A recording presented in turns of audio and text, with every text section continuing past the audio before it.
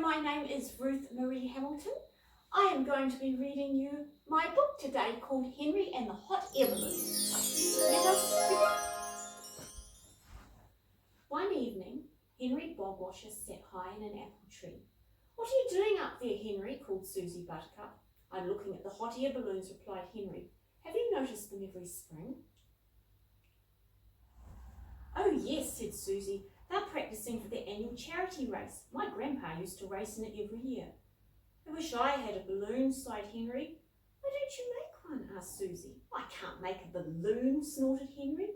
"Of course you can," replied Susie. "My grandpa has a book on it. I'll get him to lend it to me." The next day, Susie arrived at Apple Blossom Cottage. "I'm here to see Henry," she told Mrs. Bogwasher. "He's in the library with the other children," said Mrs. Bogwasher. "Before you go, dear, what do you think of this painting?" Susie considered.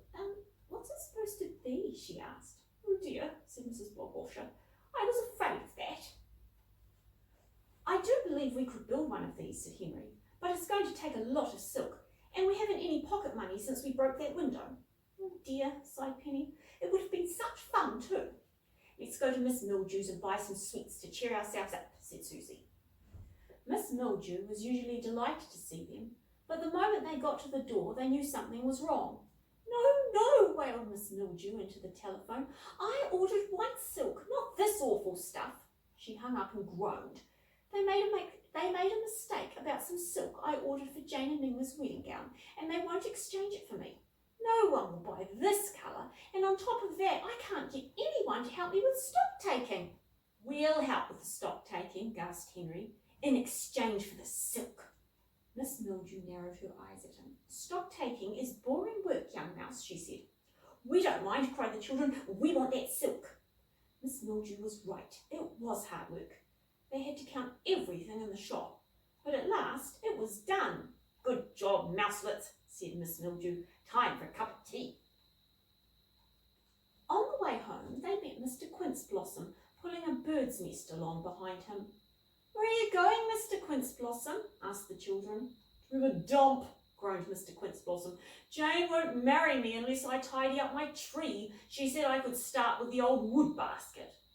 "Oh, do let us take your basket," said Henry. "Well, I don't mind if I do," beamed Mr. Quince Blossom as he wiped his face. Every day after school, Susie would rush over to Apple Blossom Cottage to help work on the balloon. The Bogwasher children were homeschooled, so they could work on it all day. Susie was a bit jealous of this. "Doesn't your mother mind?" she asked. "She doesn't notice anything since she started on that terrible painting," said Michael. "Don't be mean," said Penny. "She's doing the best she can." "Well, I heard her telling Dad that she thought it wasn't very good and she wished she hadn't promised it to some charity." "Oh, do shut up and get on with your sewing," urged Henry. At last the balloon was done. It was Susie who had the next idea. "I think we ought to enter it in the race," she said. "After all, it's for a very good cause. This year is supporting domiciles for dormice. That means homes for homeless mice," she explained kindly. "But is it safe enough to fly?" asked Michael cautiously. "I know the very mouse to ask," grinned Susie. Mr. and Mrs. Buttercup were talking to Grandpa when the children bustled up importantly with their balloon. "Well, well, what have we here?" smiled Grandpa. "We need you to inspect our balloon for safety, Grandpa," said Susie, "and tell us if it's safe enough to fly in the race," added Henry. Said Grandpa from the basket. Then he emerged and clapped Henry on the shoulder. "This is an excellent balloon," he said. "It is fit to compete in any race, and what is more, I thoroughly expect it to win too." "Ha, sneered a voice.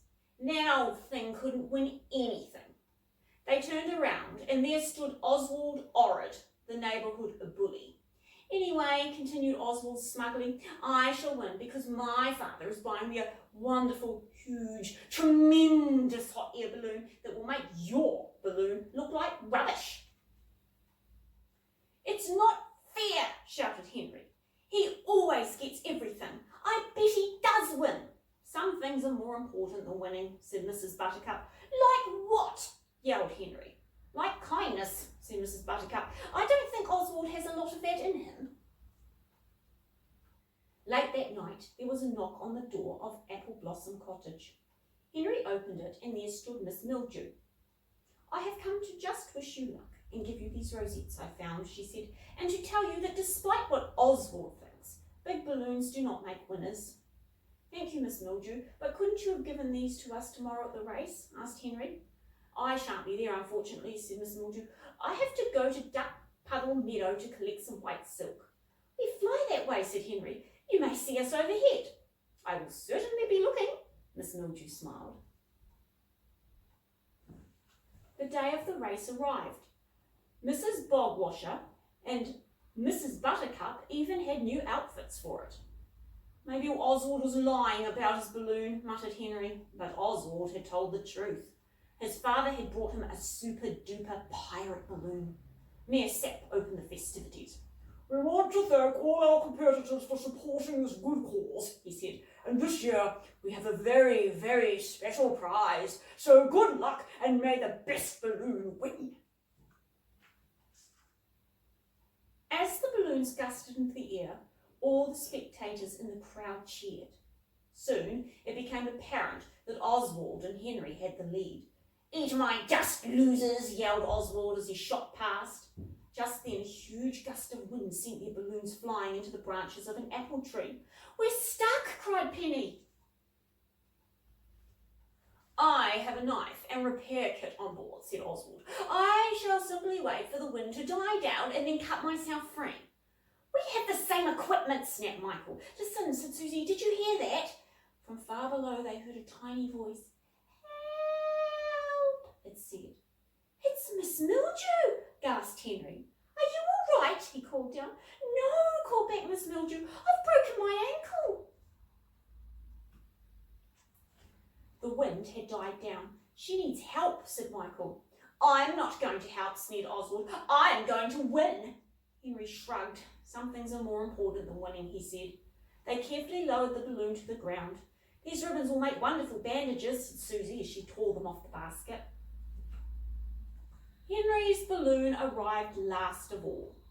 Oswald did a rude joy dance before going off to the stage to wait for his prize. "We're so proud of you," Mr. and Mrs. Buttercup told them. "Yeah, but we still lost," scowled Henry. "I think you'll find that doing good has its own reward," said Grandpa. "Hard to believe," muttered Henry. Mayor Sepp mounted the stage. "I wish I could award this prize to the mice who gave up their chance to help a friend. I wish I could." He glared slightly in Oswald's direction. "But we did promise this wonderful prize to the first balloon to cross the finish line." He swept off the sheet, and Mrs. Bogwasher's painting loomed into view.